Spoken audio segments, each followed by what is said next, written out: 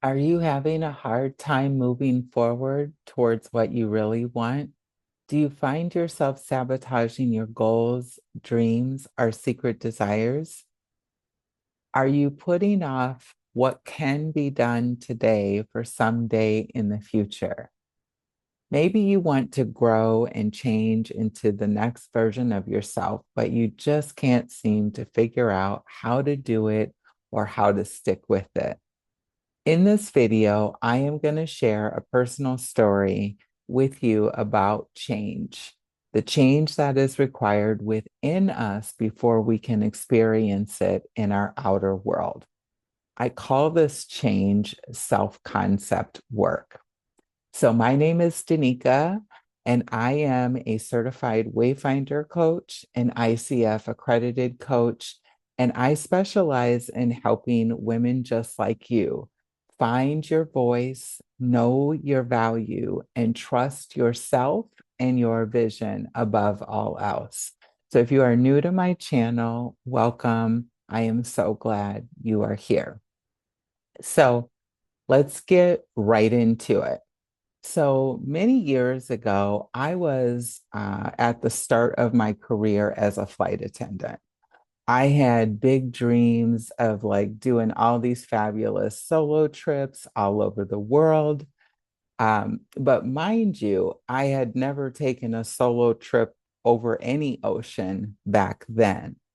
Um, I didn't have any experience or practice being a solo traveler.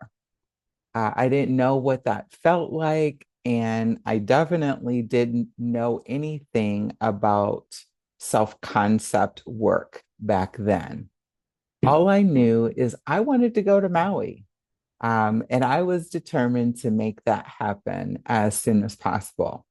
I had visions of the bright, beautiful blue skies, the waterfalls, and black sand beaches on my mind. So I made a reservation for a private room at a hostel near a beach and I booked my flight. I imagined all the cool and interesting people I might meet from all over the world and all of the sights, of course, that I would see in Maui. I love water, so I was very excited. But as the day of departure got closer, I noticed my excitement was replaced with anxiety. I began to imagine all of the things that would go wrong if I traveled alone. And I got scared. I started entertaining thoughts like, well, what if I got stuck there? What if someone tried to harm me? What if it really wasn't a safe place to visit?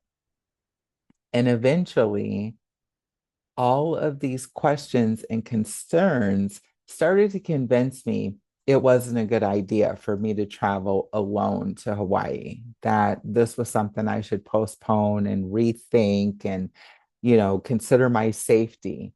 And as silly as those fears sound to me now, they controlled me back then. The day of departure arrived to catch my flight to Hawaii. I didn't make it. And it wasn't because I didn't want to go. It was because being a solo traveler didn't feel safe to me. It wasn't a part of my identity. So, in other words, it wasn't a part of my self concept. I didn't see myself as someone who could have fun alone, figure things out safely in a new place alone, or find my way anywhere in the world alone. So I sabotaged myself. I sabotaged the very thing I said I wanted to do. But again, I didn't know anything about self concept work, at least not consciously. I was doing it, but I didn't realize what I was doing. And so the leap was just too big in my mind to imagine myself as like this jet setting solo traveler, world traveler, even though I was a flight attendant and like I was living that, I didn't embody it. So Self-concept work is critical to moving us forward towards where we want to go. And it's important to recognize that when we are challenged, meaning when we try to put ourselves in new circumstances too quickly, without that in place, um, it challenges what's most familiar, and the familiar will typically win. So if you find yourself unable to move forward, move towards the thing you desire the most, and you can't figure out why are you procrastinating, why are you sabotaging, or you're thinking, oh, I'm just lazy. No. Ask yourself, what are you afraid of? And think about like what can you do to make the action you want to take feel less threatening, right? So although we may desire to live bigger lives and do big things that we've never done before, I know I do, like start a business, write a New York Times best-selling book. It's one of my things. Reinvent your career or create a more loving relationship with yourself or others. The best step forward is always small, so small that it doesn't bring up any level of fear or concern. So think about this. You've had more time and practice being who you've always been. You've had the same thoughts, the same feelings, and the same actions for a long time. So it's easy to be who you've always been because it's a habit, right? So think about it like that, building the habit, because becoming the next version of yourself just takes practice. And tiny steps are the best way to do something like this because it's a way to um, keep the paralyzing fear and overwhelm at bay.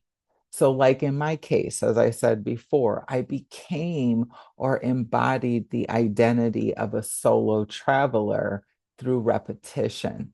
I started out doing day trips, solo trips on my layovers as a flight attendant. So that would look like I would go out by myself during the day in new cities. I went to lunch alone. I went to museums alone. I signed up for guided tours alone, and I just did this repeatedly, right? So eventually, I became a pro at flying solo all over the world because my identity, my self concept changed. So I know this sounds so cliche, but I'm going to say it anyway because there is truth in it. We can't think the way we've always thought about ourselves, about what we think is possible for our lives, and expect to be open to taking a new action that doesn't allow us to experience something new, right? So, to truly create change in our external world, we must shift the internal concept of who we think we are first. And that comes from intentional practice. So ask yourself, how much time have you spent thinking about who you want to become in terms of the next version of yourself? And if you've spent no time, think about it now. Who is she? And more importantly, what is one small step you can take in the next 5 minutes to move closer to that version of you? Not next year, not next month, not tomorrow, but right now, just small, right? So our external world begins to grow or shrink based on how we feel about ourselves, not what others think or feel about us. If this message is resonating with you, please like this video and subscribe to my channel. Also, feel free to drop a comment and share your own experience. What have you been practicing, or who have you been practicing being that you are no longer willing to be? What are you actually ready to release? And if you know someone who could benefit from this video, please share it with them. So until next time, my friend, stay creative, stay true to yourself, and more importantly, allow yourself to have a little bit of fun.